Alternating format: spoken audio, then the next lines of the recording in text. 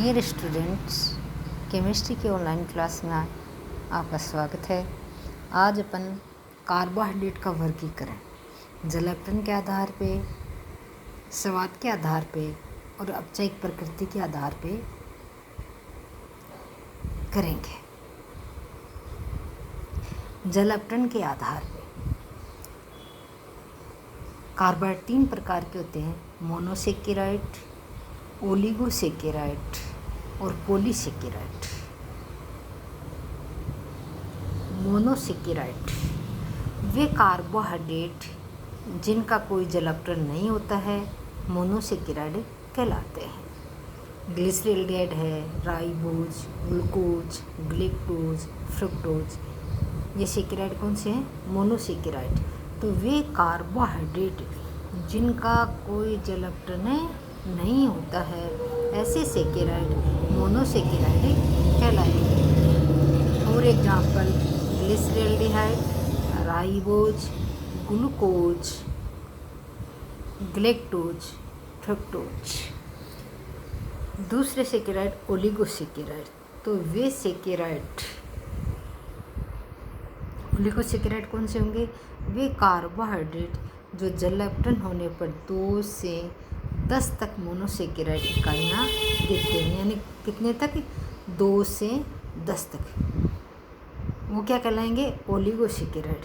यदि जलावतरण पर 2 या 3 या 4 मोनोसेकेराइड इकाइयाँ देते हैं, जैसे जलावतरण पर 2 इकाइयाँ देंगे तो उसको डाइसेकेराइड कहेंगे, और जलावतरण पर अगर 3 मोनोसेकेराइड इकाइयाँ बनती हैं तो कहलाता है ट्राइसेकेराइड। और अगर जलावतरण पे 4 मोनोसेकेराइड इकाइयाँ बनेंगी तो टेट्रासेकेराइड कहलाते हैं। डाइसेकेराइड का एग्जाम्पल है सुक्रोज, माल्टोज, लैक्टोज। अब है पॉलीसेकेराइड। वे कार्बोहाइड्रेट जिनके जलावतरण से 10 से अधिक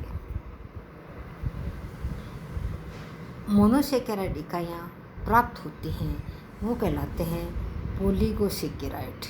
10 से अधिक 100 हजारों तक हो सकती हैं।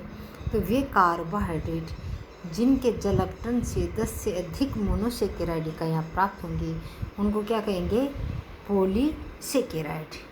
फॉर एग्जाम्पल स्टार्च है, सेलुलोज है, ग्लाइकोजन है, ये पॉलीसेकेराइड के एग्जाम्पल हैं। स्वाद के आधार पर कार्बोहाइड्रेट 2 प्रकार के होते हैं: शर्करा और अशर्करा। शर्करा वे कार्बोहाइड्रेट जो स्वाद में मीठे होते हैं, जो जल में विले होते हैं, जो क्रिस्टलीय होते हैं, वो कहलाते हैं शर्करा।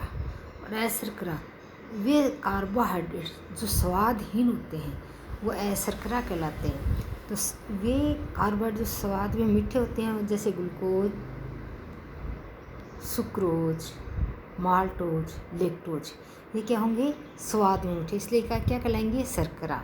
और वे कार्बोहाइड्रेट जो स्वादहीन होते हैं, वो क्या कहलाएंगे? अशर्करा। क्या कहलाएंगे? अशर्करा। एग्जाम्पल स्टार्च है, सेलुलोज है, ग्लाइकोजन है। ये कौन से एग्जाम्पल है? किसके एग्जाम्पल है? अशर्करा के, जो कि स्वादहीन होते हैं, इनमें किसी प्रकार का टेस्ट नहीं आता है। अपचयिक प्रकृति के आधार पर कार्बोहाइड्रेट 2 प्रकार के होंगे: अपचयिक शर्करा और अनपचयी शर्करा। अपचयी शर्करा वे कार्बोहाइड्रेट जो टोलन अभिकर्मक और फेलिंग विलयन का अपचयन कर देते हैं। तो वे कार्बोहाइड्रेट जो टोलन अभिकर्मक या फेलिंग विलयन का अपचयन कर देते हैं, ऐसे शर्कराएँ अपचयी शर्करा कहलाती हैं। एग्जाम्पल के लिए ग्लूकोज, माल्टोज और लैक्टोज। दूसरी है अनपचयी शर्करा। वे कार्बोहाइड्रेट जो टोलन अभिकर्मक और फेलिंग विलयन का अपचयन नहीं कर पाते हैं, वे कार्बोहाइड्रेट जो टोलन अभिकर्मक और फेलिंग विलयन का अपचय नहीं कर पाते हैं वो अनअपचायिक शर्करा कहलाते हैं। एग्जाम्पल, सुक्रोज एक अनअपचायी शर्करा है। मोनोसेकेराइड, इनमें कार्बन की संख्या 3 से 7 तक होती है। इनमें एल्डिहाइड समूह उपस्थित होता है, उसको कहेंगे एल्डोज।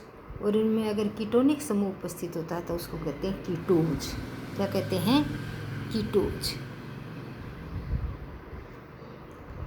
कार्बन की संख्या के आधार पे अगर 3 कार्बन है तो उसको ट्रायोज कहेंगे। कौन सी सेकेराइड कहलाएगी? ट्रायोज। अगर 4 कार्बन है तो टेट्रोज, 5 कार्बन है तो पेंटोज, और 6 कार्बन है तो हेक्सोज, और 7 कार्बन है तो हेप्टोज। अगर एल्डिहाइड समूह यानी अगर शर्करा में CHO समूह है तो क्या कहलाता है? एल्डिहाइड समूह। तो इस प्रकार की मोनोसेकेराइड शर्करा को कहेंगे एल्डोज। क्या कहेंगे? एल्डोज। और अगर इसमें 3 कार्बन है तो वो कहलाएगा एल्डोट्रायोज। और एल्डिहाइड समूह वाले में अगर शर्करा में अगर 4 कार्बन है तो वो कहलाएगा एल्डोटेट्रोज। और अगर 5 कार्बन है तो एल्डोपेंटोज, और 6 कार्बन है तो एल्डोहेक्सोज, और 7 कार्बन है तो एल्डोहेप्टोज।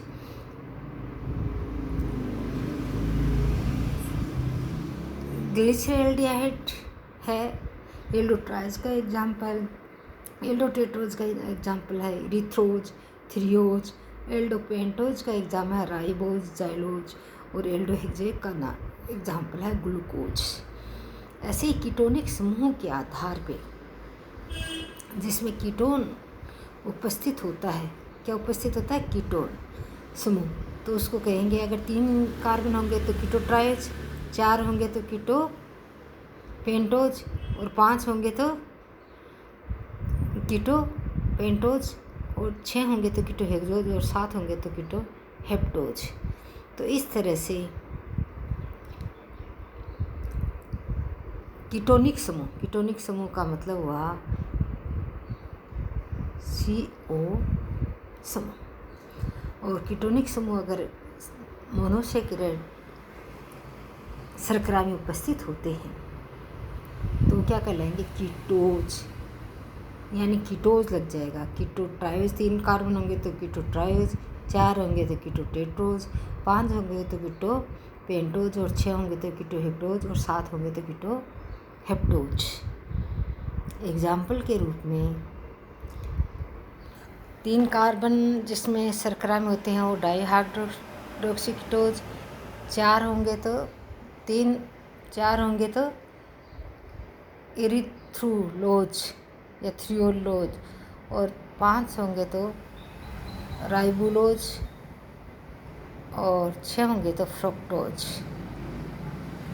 इस तरह से मोनोसेकेराइड इकाइयों में एल्डिहाइड समूह और कीटोनिक समूह होने पर अलग अलग एल्डोज और कीटोज के नाम से उनको प्रदर्शित करते हैं। अब इसमें पहला है कार्बोहाइड्रेट में पहला एग्जाम्पल ग्लूकोज। क्या है? ग्लूकोज ये है 6 कार्बन युक्त शर्करा होती है। इसमें एल्डिहाइड समूह पाया जाता है। ये मुक्त अवस्था में अंगूर, शहद, मीठे फलों में पाया जाता है। ये संयुक्त अवस्था में डाइसेकेराइड तथा पॉलीसेकेराइड के रूप में पाया जाता है। ये C6H12O6 फॉर्मूला होता है किसका? ग्लूकोज का। इसमें 6 कार्बन होते हैं, 1 2 3 4 5 6। इधर यहाँ पे एल्डिहाइड समूह होता है, यहाँ से नंबरिंग होती है। और यहाँ पे कार्बन के पास में एक हाइड्रोक्सी समूह, एक H समूह, हाइड्रोक्सी समूह, H समूह, हाइड्रोक्सी समूह, H कार्बन पे जुड़ा होता है, एक हाइड्रोक्सी समूह, एक कार्बन और एक CH2OH। इस तरह से ये जो ग्रुप है ये एल्डिहाइड क्रियात्मक समूह इसमें है, इसलिए इसको एल्डोज शर्करा बोलते हैं। क्या बोलते हैं? एल्डोज शर्करा, क्योंकि इसमें कौन सा समूह है क्रियात्मक? एल्डिहाइड समूह है। तो 6 कार्बन युक्त शर्करा होती है ग्लूकोज, और इसमें एल्डिहाइड समूह पाया जाता है। ये मुक्त अवस्था में अंगूर, शहद, मीठे फलों में पाया जाता है। संयुक्त अवस्था में डाइसेकेराइड और किसमें? डाइसेकेराइड और पॉलीसेकेराइड में के रूप में पाई जाता है। ग्लूकोज का विचरण सुक्रोज से, किससे बनाते हैं अपन ग्लूकोज को? सुक्रोज से। और सुक्रोज का अम्लीय माध्यम में जल अपघटन करवाने पर, अम्लीय माध्यम का मतलब होता है उसमें हाइड्रोजन आयन उपस्थित होता है। सुक्रोज का अम्लीय माध्यम में जल अपघटन कराने पर ग्लूकोज तथा फ्रुक्टोज प्राप्त होते हैं। दोनों का, सुक्रोज फ्रुक्टोज का दोनों का फॉर्मूला क्या होता है? C6H12O6। लेकिन इसमें ग्लूकोज में क्या होता है? एल्डिहाइड समूह होता है, और फ्रुक्टोज में क्या होता है? कीटोनिक समूह होता है। इसलिए ग्लूकोज को एल्डोज बोलते हैं और फ्रुक्टोज को क्या बोलते हैं? कीटोज। सुक्रोज का फॉर्मूला होता है C12H22O11। जब अपन उसका H2O अम्लीय माध्यम में, यानी हाइड्रोजन आयन अम्लीय माध्यम में जल अपघटन करते हैं तो अपने को 2 मोनोसेकेराइड इकाइयाँ प्राप्त होती हैं। एक होती है ग्लूकोज और दूसरा होता है फ्रुक्टोज। तो अपन सुक्रोज का अम्लीय माध्यम में जल अपघटन करने पर क्या प्राप्त कर सकते हैं? ग्लूकोज। क्या प्राप्त कर सकते हैं?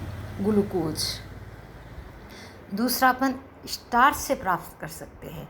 स्टार्च का अम्लीय माध्यम में जल अपघटन करवाने पर ग्लूकोज प्राप्त होता है। स्टार्च का फॉर्मूला होता है C6H10O5 का होल है। और जब अपन इसका जल अपघटन करते हैं, क्या करते हैं? C6H10O5 होल का अम्लीय माध्यम में, यानी हाइड्रोजन आयन उपस्थित होता है, तो NH2 से भी क्रिया करवाते हैं तो अपने को केवल ग्लूकोज प्राप्त होगा, NC6H12O6। यानी ग्लूकोज बनाने एक तो स्टार्च से बना सकते हैं अपन, और एक किससे बनाया अपन ने? सुक्रोज से। और दोनों का अम्लीय माध्यम में जल अपघटन करने पर अपने को प्राप्त होता है। सुक्रोज से 2 चीज़ें प्राप्त होंगी, फ्रुक्टोज और ग्लूकोज। और स्टार्च का जब अपघटन करते हैं, स्टार्च का फॉर्मूला क्या होता है? C6H10O5 का होल प्लस NH2 का अम्लीय माध्यम में जल अपघटन करते हैं तो अपने को ग्लूकोज के अणु प्राप्त होते हैं। ग्लूकोज की संरचना अभी मैंने आपको बना के बताई थी। ग्लूकोज में 6 कार्बन परमाणु होते हैं। प्रत्येक कार्बन पर एक एल्डिहाइड समूह पर जहाँ से नंबर क्रियात्मक समूह वहाँ से नंबरिंग करेंगे 1, ये इसको 1 देंगे, 2, 3, 4, 5 और 6। और इस तरह से ग्लूकोज का ये फिशर सूत्र कहलाता है। क्या कहलाता है? फिशर सूत्र कहलाता है।